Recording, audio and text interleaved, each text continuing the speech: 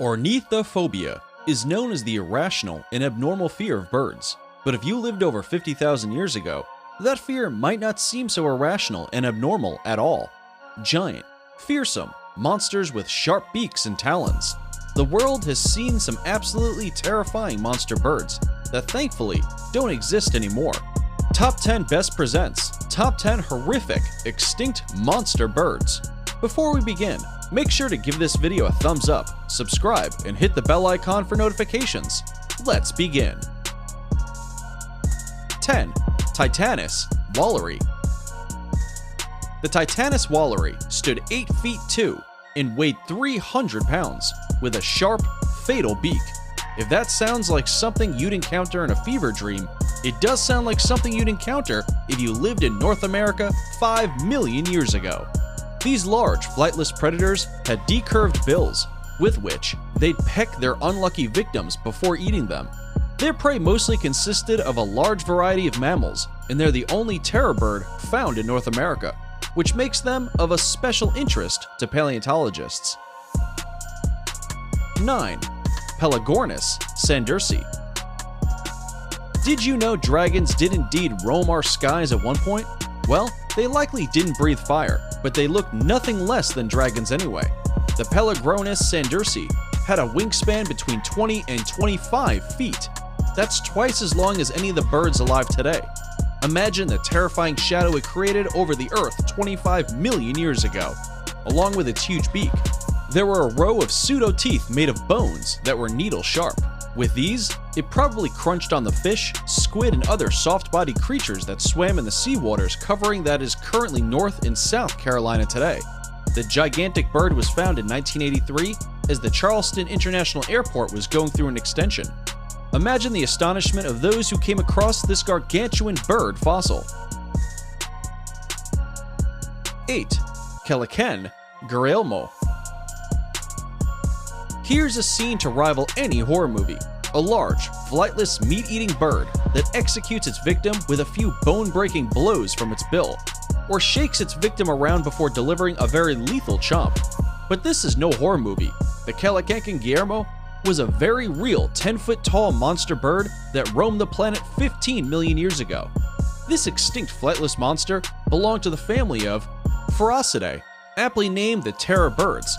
Found in Argentina, it had a skull 28 inches long, including an 18-inch long bill.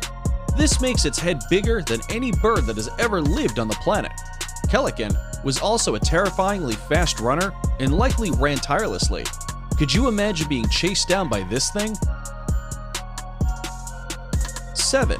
Ornithophobia incredibilis. Ornithophobia incredibilis was the biggest known North American bird that could fly, with an astonishing 16-foot wingspan and a horrifyingly huge bill. The weight of this feathered creature was said to be roughly 50 pounds, essentially heavier than any surviving flying bird. Small wonder why it's named the Incredibilis. This terrifying bird got wiped out along with the other megafauna in North America. Ornithophobia incredibilis is also called the giant condor on account of its likeness to the advanced condors of California and South America. A monstrous, short bill appropriate for tearing flesh made this beastly bird recognizable. Other than dead animals, it's probably preyed on little things, and maybe even a human here and there. 6. Hesperornis. Best described as a cross between a loon and a cormorant, but from hell. The Hesperornis was a huge, flightless bird, but this 6'7" giant had surprisingly small legs with clawless toes. Because its legs were so small, it couldn't walk on land and had to huddle with fellow birds for safety, only ever leaving the water to mate. So birds of a feather really have flocked together since ancient times. And because its wings were so minuscule, it couldn't fly either. So what exactly did these birds do? They spent most of their time floating around on water as they were awesome swimmers. They were marine predators that, fortunately for land-bound creatures, mostly feasted on fish. Hesperornis had a long, tail-like neck, and its bill was fixed with needle-sharp teeth. 5. Giant storks. According to European folklore, storks brought newborn babies home to their parents, but prehistoric giant storks, on the other hand, would have preferred to eat them instead. On the island of Flores in Indonesia, these 6-foot giant storks ruled with an iron claw, terrorizing the dwarfish ancient hominin primate called Homo florencinus, or hobbits. Flores was home to a wide variety of monsters and midgets, a pretty common thing for islands to host. The bones of these creatures were found in the Liangbao cave, similar to the site where the bones of the hobbits were revealed. Everyone agrees that the hobbits were an important food source for the storks. Imagine how different the tale would have gone had Gandalf sent for giant storks instead of eagles. 4. Haast's eagle. 800 years ago, you didn't need Lord of the Rings CGI to see giant eagles fly over the New Zealand skyscape. Haast's eagle was an enormous, magnificent eagle inhabiting the mountains of New Zealand that inspired pure dread in the early settlers. With a wingspan of an awe-inspiring 9 feet and a weight of 62 pounds, Haast's eagle would have dipped down to go after flightless animals, and sometimes even an unfortunate human or two. Researchers confirmed that the eagle was a vicious predator and not some common scavenger as previously thought.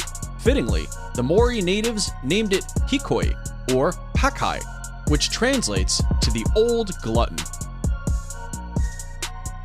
3. Gastornis gigantea. As if you couldn't tell from the name, these birds were giant. Gaston's giant bird was an enormous 6-foot-tall flightless bird that occupied North America.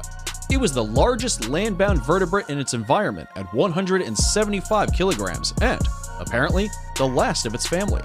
As opposed to being monster predators, however, the Gastornis were gentle giants that have been confirmed as being huge herbivores.